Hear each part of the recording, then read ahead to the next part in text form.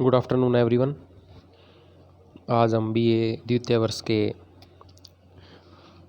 द्वितीय पेपर राजस्थान का भूगोल का अध्ययन करेंगे, जिसके अंतर्गत आज का हमारा विषय है इरिगेशन प्रोजेक्ट्स इन राजस्थान, अर्थात सिंचाई परियोजनाएं राजस्थान के विशेष संदर्भ में।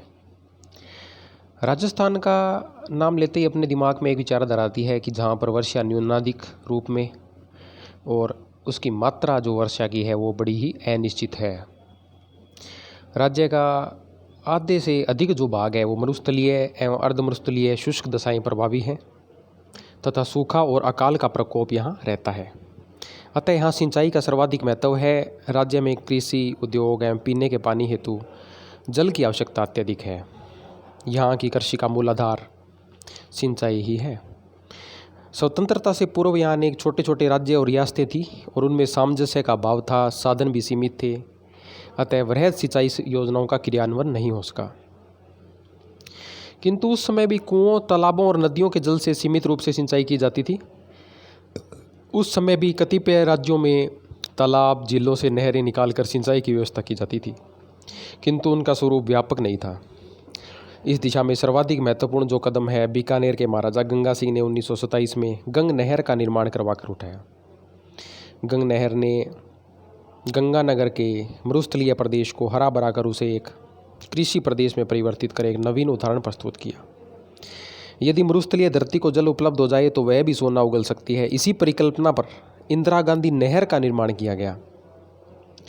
स्वतंत्रता के पश्चात राज्य में सिंचाई सुविधा का जो विस्तार है वो अत्यधिक हुआ और सिंचाई के क्षेत्र में पर्याप्त विकास हुआ। राजस्थान में हम देखें सिंचाई परियोजनाओं के जो साधन हैं वो हैं नहरें, तालाब, कुएं और नलकूप। अब हम देखते हैं कि जो सिंचाई के स्रोतों में सर्वप्रथम हम लेते हैं कुएं तथा नलकूप। राजस्थान में कुएं परंपरागत सिंचाई के साधन हैं, जिनसे विभिन्न प्रकार के मानवीय एवं पशु साधनों द्वारा जल निकालकर सिंचाई की जाती रही है और आज भी की जाती है। आज गहराई से जल प्राप्त करने हेतु अनेक क्षेत्रों में नलकूपों का प्रयोग किया जाता है। संपूर्ण रूप से कुओं एवं नलकूपों से राज्य के कुल सिंचित प्रदेश के लगभग 60% भाग पर सिंचाई होती है। अतः स्पष्ट है कि राज्य में यह सिंचाई का प्रधान साधन है। वर्ष 1951-52 में जहां कुओं द्वारा 6.84 लाख हेक्टेयर भूमि पर सिंचाई होती थी, वहीं 1991-92 में 31.70 लाख हेक्टेयर यह थी। कुओं द्वारा और नलकूपों द्वारा जो 2016-17 के अंदर 72.72 लाख हेक्टेयर जो क्षेत्र है वो सिंचित हो रहा है। कुओं द्वारा सिंचाई उन प्रदेशों में अधिक सफल है जहां भूमि पर जल स्तर की गहराई कम है, जैसे भरतपुर, अलवर, उदयपुर, अजमेर में जल स्तर 6 से 12 मीटर की गहराई पर है। इसी प्रकार जयपुर, दौसा, सवाई माधोपुर, भीलवाड़ा, चित्तौड़गढ़, बांसवाड़ा, डूंगरपुर, कोटा, झालावाड़, बूंदी, बारां और टोंक में भी जल स्तर 10 से 18 मीटर के ही मध्य है।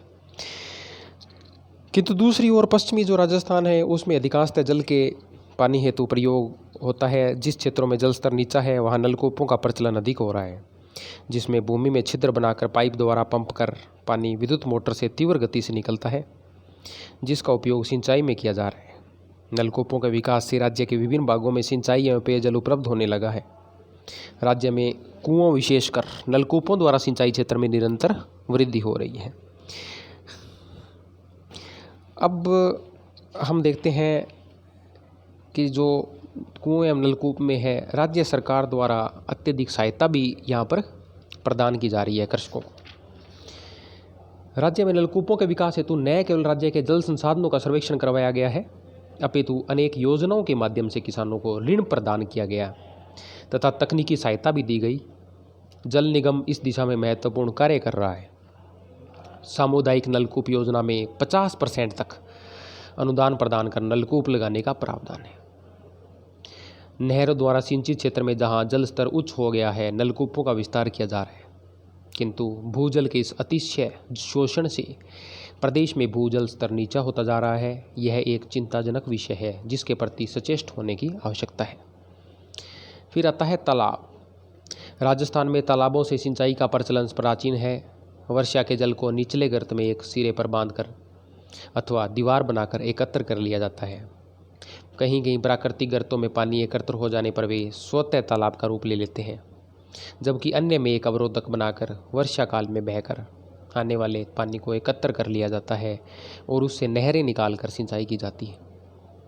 तालाब क्षेत्र की खुदाई कर यदि गहरा कर दिया जाता है तो उसमें वर्ष भर पानी रह सकता है, किंतु अधिकांश तालाबों में वर्षा काल और उसके पश्चात अर्थात 4 माह 5 माह तक ही जल रहता है। तालाबों के निर्माण एवं जल ग्रहण हेतु सर्वाधिक उपयुक्त स्थल वे होते हैं जहां भूमि का तल पथरीला हो, 3 या चारों ओर उच्च भूमि अथवा पहाड़ियां हो तथा भूमि में जल रिसाव न हो। इस प्रकार की भौगोलिक दशाएं राजस्थान में दक्षिणी और दक्षिणी पूर्वी भाग में होने के कारण यहाँ तालाबों की संख्या अधिक है। इस प्रदेश में भूमि पथरीली है तथा वर्षा भी अपेक्षाकृत अधिक है। राजस्थान में लगभग 450 छोटे बड़े जलाशय हैं। इनसे लगभग 2 लाख हेक्टेयर भूमि पर सिंचाई होती है। राज्य में यदाकदा मानसूनी वर्षा के कम होने से तालाबों के सिंचित क्षेत्र में भी कमी आ जाती है। इसका उदाहरण यह है कि 1962-63 में 2.14 लाख हेक्टेयर भूमि पर तालाबों से सिंचाई होती थी, जो 2003-04 में मात्र 0.62 लाख हेक्टेयर रह गया। यह 2005-06 में 0.83 लाख हेक्टेयर था, जो वर्ष 2007-08 में 1.02 लाख हेक्टेयर एवं वर्ष 2008-09 में घटकर 30,565 हेक्टेयर तथा 2009 और 10 में और कम रहकर 16,597 हेक्टेयर रह गया। किंतु तालाब द्वारा सिंचित क्षेत्र में वर्तमान में पर्याप्त वृद्धि हुई है, जहां भीलवाड़ा, उदयपुर, राजसमंद, चित्तौड़गढ़, बूंदी, बांसवाड़ा, अजमेर, टोंक, जयपुर, डूंगरपुर, कोटा और सवाई माधोपुर जिलों में तालाबों से सिंचाई होती है। पश्चिमी राजस्थान में इसका प्रयोग नगण्य है। राज्य में प्रमुख जो जलाशय हैं वो हैं जयसमंद, पिछोला, फतेह सागर, उदय सागर उदयपुर में, राजसमंद जिला, नाहर सागर, अमोय सागर, रवानी, मेजा, सरेनी, अरवार भीलवाड़ा जिला में, सरदार समंद, हेमावास, खरड़ा, मुथाना पाली जिला में, पार्वती, बारेठा, सिकरी, एडवर्ड सागर सिकरी ये भरतपुर में और एडवर्ड सागर बिलियान डूंगरपुर में, भोपाल सागर कपाशन में, डिंडोली, गाडोली, मुरलिया, बोडा चित्तौड़गढ़ में। राजस्थान के प्रत्येक जिले में तालाब है, किंतु इसकी सिंचाई के लिए उपयोगिता सीमित है। पुष्कर, कोलायत जैसे तालाब धार्मिक दृष्टि से महत्वपूर्ण है। कुछ विशिष्ट जलाशयों का वर्णन झील के अंतर्गत हम अलग से करेंगे। अब आता है नहरें।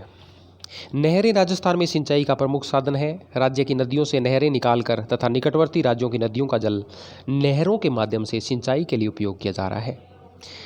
स्वतंत्रता से पूर्व बांधों का निर्माण न होने के कारण नहरों द्वारा सिंचाई अति सीमित थी। कतिपय झीलों, तालाबों एवं नदियों से छोटी छोटी नालियां निकालकर खेतों के निकट के क्षेत्रों में पानी दिया जाता था। केवल तत्कालीन जो बीकानेर राज्य में 1927 में गंग नहर का निर्माण किया गया, जिसे सतलज नदी के जल को गंगानगर के पश्चिमी सीमावर्ती भाग में सिंचाई हेतु प्रयुक्त किया गया। इस नहर ने इस मरुस्थलीय प्रदेश का काया पलट कर दिया और भविष्य के लिए हमें मार्गदर्शन प्रदान किया। हम नहर जो सिंचाई परियोजना है उसका अलग से बिंदुवार अर्थात प्रमुख जल सिंचाई परियोजनाओं के अंतर्गत हम अध्ययन करेंगे। अतः अगला वीडियो आप नहर सिंचाई परियोजनाओं के अंतर्गत चंबल परियोजनाओं का आपको सुनने को मिलेगा। धन्यवाद।